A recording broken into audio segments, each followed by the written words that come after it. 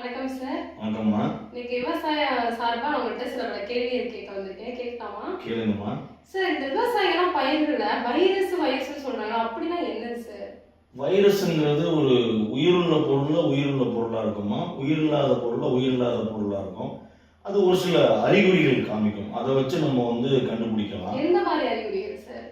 அது பாத்தீங்கன்னாக்க செடி மொரணம் பிடிச்ச மாதிரி அப்போர்டு கர்லிங் அப்படின்னு சொல்லுவாங்க, இல்லை டவுன்வர்டு கர்லிங் மாதிரி சுருக்கம் வந்துடும்.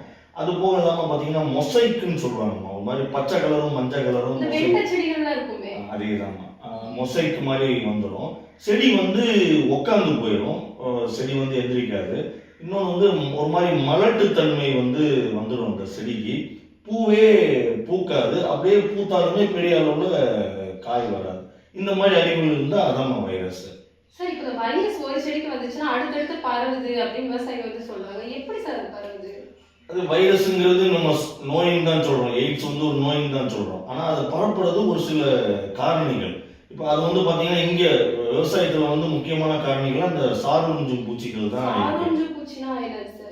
சாருஞ்சும் பூச்சினா இப்ப பேனு, செம்பேனு, இலைப்பேனு, அசுனி பூச்சி, மாவு பூச்சி, இதெல்லாம் சாருஞ்சும் பூச்சிகள். அது என்ன பண்ணுமா, ஒரு இடத்த கடிச்சிட்டு இன்னொரு இடத்த கடிக்கிறப்போ டப்பு டப்பு டப்பு டப்புன்னு ஃபாஸ்டா பரவிடும். இதனால தான் நம்ம வைரஸ் வந்துச்சுன்னா ரொம்ப ஜாக்கிரதையா இருக்கணும், உடனடியாக அதுக்கு உண்டான ஸ்டெப்ஸ் எடுங்கன்னு சொல்றோம். Okay sir. இப்போ வைரஸ் வந்துச்சு அப்படின்னா எந்த அளவுக்கு ஒரு விளைச்சலை பாதிக்குங்கிறத சொல்ல முடியுமா?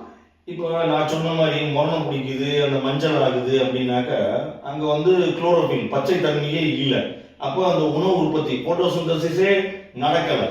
இன்னொன்று செடி மலட்டு தன்மை ஆயிடுது, பூ வைக்காதுன்னு சொல்றேன். அப்ப கிட்டத்தட்ட உங்களுக்கு 50% 60% வரைக்கும் உங்களுக்கு மகசூலை அது பாதிக்கும். சரி, இந்த வைரஸ் வந்துச்சு எப்படி சார் நம்ம கண்ட்ரோல் பண்றது? எந்த மாதிரி நம்ம பயன்படுத்தலாம்? பொதுவா விவசாயிகள் உடனடியாக என்ன பண்ணுவாங்க, ரசாயனத்துக்கு போவாங்க. அப்படி கிடையாது, நம்ம எல்லாம் அக்ரி கிராஜுவேட். இப்ப நம்ம என்ன பண்ணணும்னா ஒருங்கிணைந்த பயிர் பாதுகாப்பு முறைன்னு சொல்லுவாங்க, இன்டகிரேட்டட் பெஸ்ட் மேனேஜ்மெண்ட், IPM. இதை தான் நம்ம ஃபாலோ பண்ணணும். இப்போ அதுல நிறைய வழிமுறைகள் இருக்கு, நான் ஒன்னொன்னா சொல்றேன். ஒண்ணு பாத்தீங்கன்னாக்க வயலை ரொம்ப சுத்தமா வச்சுக்கணும். எந்த மாதிரி சுத்தமா வச்சுக்கணும் சார்? நீங்க பயிர் பண்றதுக்கு முன்னாடி உங்க வயல்ல இருக்கிற அனைத்து களைகளையும் எடுத்துருங்க. முக்கியமா வரப்புகள்ல இருக்கிற அனைத்து களைகளையும் எடுத்துடணும். ஏன்னா நீங்க பயிர் பண்ணாதப்ப வைரஸ் அங்கதான் இருக்கும். நீங்க பயிர் பண்றப்ப என்ன ஆகும், அதை போய் கடிச்சிட்டு இங்க சாலை துப்புறப்போ இதுக்கும் வைரஸ் வந்துடும். இது முதல் ஸ்டெப்புமா.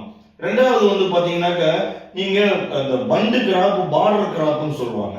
சோ அத நீங்க வரப்பு பயிர் இல்ல எல்லை பயிர்னு சொல்லுவாங்க, அதை நீங்க பயன்படுத்தலாம். எந்த மாதிரியான எல்லை பயிர்கள் பயன்படுத்தலாம் சார்? பொதுவாமா மக்காச்சோளம் பயன்படுத்துறது நல்லது. மக்காச்சோளம், எள்ளு, ஆமணக்கு, பல்சஸ் கூட பயிர் வகைகள் கூட ஒரு சில இதுல போடுவாங்க. ஸோ ஏதோ ஒரு நல்லதா இருக்கிற ஒரு இது பண்டு கிராப் போடுறது நல்லது. அது முக்கியமா உயரமா இருந்தா நல்லா இருக்குமா.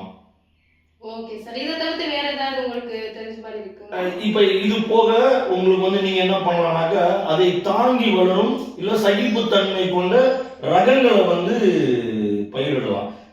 இப்ப வெண்டைக்காய் எடுத்தீங்கன்னா இப்ப புதுசா வரக்கூடிய ஹைபிரிட் எல்லாமே பாத்தீங்கன்னா அதுக்கு ரெசிஸ்டன்ஸ் அண்ட் அடாப்டபிலிட்டி, டாலரன்ஸ் இருக்கக்கூடிய ரகங்களை தான் வெளியிடுறாங்க. அந்த மாதிரி ரகங்களை நீங்க பயிரிடலாம். நான் சொல்ல மறந்துட்டேன், ஏன் இந்த வரப்பு பயிர்கள் பயிர் பண்ணணும் அப்படின்னாக்க, பொதுவா உங்களுக்கே தெரியும், பூச்சிகள் அதிகமா சூடா இருக்கிறப்போ வெயில் காலத்துல அதிகமா இனப்பெருக்கம் செய்யும்.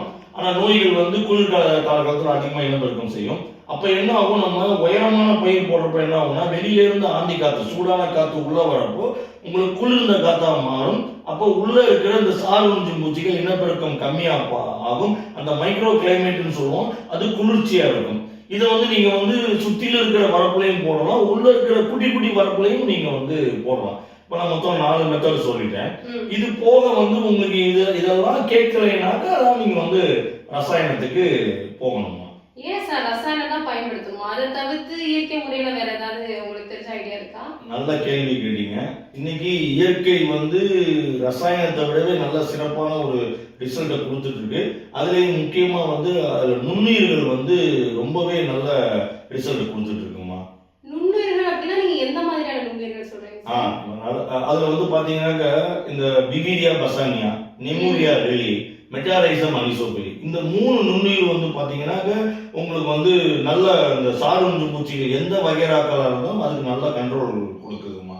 சோ இந்த மாதிரியான இப்ப நீங்க சொன்ன நுண்ணுயிர்கள் எல்லாமே நம்ம எங்க சார் வாங்க முடியும்?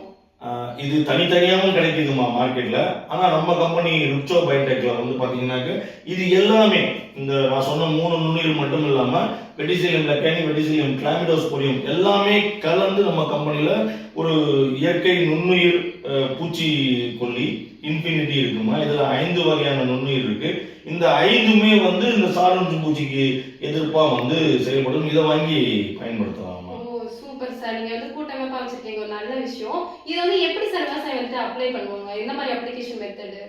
இது வந்து 6 மாசத்துக்கு உள்ள இருந்துச்சுன்னா அந்த பயிர் நீங்க ஒரு பாக்கெட் 1/4 கிலோ பாக்கெட்டுமா, இது ஒரு பாக்கெட் போட்டா போதும். 6 மாசத்துக்கு மேல இருக்கிற நீண்ட கால பயிருக்கெல்லாம் 2 பாக்கெட் வாங்கி பயன்படுத்தணும். ஓகே சார், இப்போ வாங்கிட்டேன், நான் வந்து மருந்து வாங்கிட்டேன்னா எந்த மாதிரி வந்துட்டு அதை கொடுக்கணும்? செடிக்கு தெளிப்பால் முறையா இல்ல வேர் சிகிச்சை அந்த மாதிரி? எப்போதுமேமா இப்போ இது 2 வகையும் பயன்படுத்தலாம். அதிகமா தாக்குதல் ஆயிடுச்சு அப்படின்னாக்க முதல் டோஸ் வந்து நீங்க தெளிப்பு தான் பண்ணணும், ஸ்ப்ரே தான் பண்ணணும். அடுத்த 2 டோஸ் வந்து மருந்தும் விருந்தும் 3 நாளைக்குன்னு சொல்றோம். ஸோ அதே மாதிரி தான் நீங்க வந்து முதல் டோஸ் வந்து ஸ்ப்ரே பண்ணிட்டு 2வது டோஸும் 3வது டோஸும் வேர் சிகிச்சை கொடுக்கணும். இப்ப வந்துட்டு அப்புறம் பண்றீங்க அப்படின்னாக்க உங்களுக்கு செலவினங்கள் அதிகம். வர்றதுக்கு முன்னாடியே பண்ணிட்டீங்கன்னா செலவினங்கள் கம்மி. ஸோ வர்றதுக்கு முன்னாடியே ஆரம்பத்திலே எவ்வளவு சீக்கிரம் கொடுக்குறீங்களோ அவ்வளவு நல்லது. 3 டோஸ் கொடுத்தா ரொம்ப சிறப்பா இருக்குமா. இந்த மருந்து வந்து எந்த பருவத்துல வேணா பயன்படுத்திக்கலாம், எப்ப வேணா நீங்க பயன்படுத்தலாம், வருஷம் ஃபுல்லா பயன்படுத்தலாம்.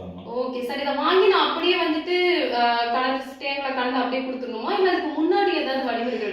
இது சொல்ல மறந்துட்டேமா. இது வந்து நம்ம ஆல்ரெடி இது வந்து டெக்ஸ்ட்ரோஸ் கேரியர் மெட்டீரியல் தான் கொடுத்துருக்கோம்.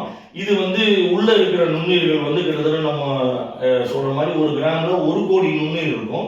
உறக்க நிலையில இருக்குமா. இதை வந்து நீங்க என்ன பண்ணணும், எப்படி வந்து ஒரு விதை தண்ணி பட்டாதான் முளைக்குதோ அந்த மாதிரி இது வந்து பாத்தீங்கன்னா நீங்க வந்து ஒரு 4-5 நாள் குறைந்தபட்சம் வந்து நீங்க வந்து தண்ணியில வெறும் தண்ணியில ஊற வைக்கணுமா. என்னன்னாக்க மேல வந்து ஒரு காட்டன் துணியை போட்டு மூடிடுங்க. ஏன்னா வெளியில இருந்து பள்ளி பாய்ச்சை இதெல்லாம் வந்து உள்ள விழாம இருக்கும். இது டெக்ஸ்ட்ரோஸ் வடிவத்தில் இருக்கிறதுனால எறும்பு வரும். சுத்திலும் சாக்பீஸ் பவுடர் போட்டுட்டு ஊற வச்சு உபயோகிக்கிறது ரொம்ப நல்லதுமா. சரி, இப்போ நான் 4-5 நாள் ஊற வைக்கணும் விவசாயிகிட்ட சொன்னா அதுக்குள்ளே வைரஸ் தொற்று அதிகமா பரவிடுமே, நாங்க அவ்வளவு நாள் ஊற வைக்க முடியாது மாதிரி சொல்றாங்க. இப்ப ஆக்க பொறுத்தோம்னா ஆளை பொறுக்கணும். இப்ப நம்ம வந்து வேற வழி இல்லை. இதனுடைய பயன்பாடு உங்களுக்கு முழுவதுமா கிடைக்கணும்னா நீங்க வந்து கொஞ்சம் 4-5 நாள் பொறுமையா இருக்கணும். இப்போ உங்க வயல்ல வரத்தான் போகுது, கடந்த பருவங்க பயிர்களே வந்திருக்கு, இல்ல பக்கத்து வயல்ல வைரஸ் அதிகமா இருக்குன்னா முன்னாடியே யூஸ் பண்ணிருங்களேன். அந்த 4 நாள் கேப்பை வந்து நீங்க தவிர்க்கலாம். வேற வழி இல்லாம நீங்க 4-5 நாள் ஊற வச்சுதான் ஆகணுமா. ஓகே சார், நான் வைரஸ் பத்தி கேள்வி கேட்டது தெளிவான விளக்கம் சொன்னீங்க. எனக்காக டைம் ஒதுக்கியும் விவசாயிகளுக்கு டைம் ஒதுக்கியும் நீங்க சொன்னதுக்கு ரொம்ப நன்றி சார். விவசாயிகள் தான் நம்ம நம்பி இருக்கிறோம். விவசாயிகள் தான் நம்ம முக்கியம். நாட்டுக்கும் வீட்டுக்கும் விவசாயம் தான் ரொம்ப முக்கியம். அதை பத்தின கேள்வி கேட்டீங்க, அதுக்கு சொன்னதுல எனக்கு ரொம்ப மிக சந்தோஷமா. நன்றி. தொடர்புக்கு ருக்ஷோ பயோடெக். அலைபேசி எண் 6383233105. மின்னஞ்சல் rukshobiotech@gmail.com. இணையதளம் www.rukshobiotech.com.